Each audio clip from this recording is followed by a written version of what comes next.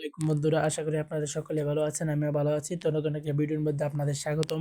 তো আজকে আমি আমার এই ভিডিওর মধ্যে আপনাদেরকে দেখাবো কিভাবে আপনারা নিজেদের পিক দিয়ে মোবাইলের মধ্যে ওয়ালপেপার সেট করবেন।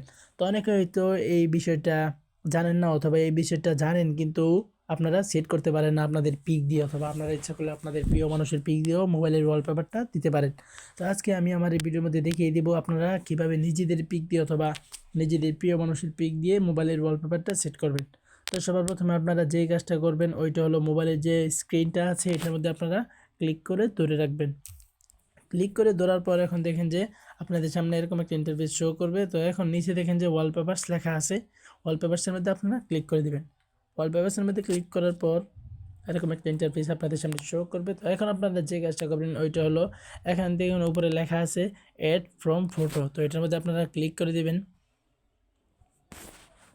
অ্যাড ফ্রম ফটোর মধ্যে ক্লিক করে দেওয়ার পর তো এখান থেকে আপনারা যে কোনো একটা পিক সিলেক্ট করবেন। তো আপাতত আমি একটা পিক সিলেক্ট করতেছি, আপনারা দেখতেই পারতেছেন।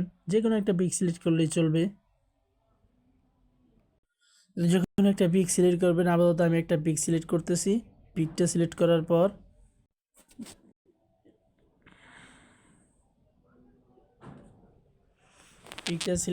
পর কিছুক্ষণ লোডিং নিবে, তারপরে এরকম একটা ইন্টারফেস আপনাদের সামনে শো করবে। তো এখন আপনারা যে কাজটা করবেন ওইটা হলো, নিচে দেখেন সেট এস লেখা আছে, সেট এসের মধ্যে ক্লিক করে দিবেন। ক্লিক করার পর এখন দেখা যাইতেছে লক স্ক্রিন, হোম স্ক্রিন। তো যে কোনো স্ক্রিনের মধ্যে আপনারা দিবেন। তো লক স্ক্রিনের মধ্যে দেওয়ার পর আপনারা মোবাইলটা খোলার পর আপনাদের সামনে চলে আসবে।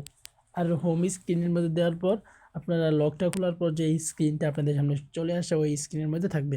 তো আমি আপাতত হোম স্ক্রিনের মধ্যে দিতেছি, অ্যাপ্লাইং হোম স্ক্রিনের মধ্যে দিচ্ছি।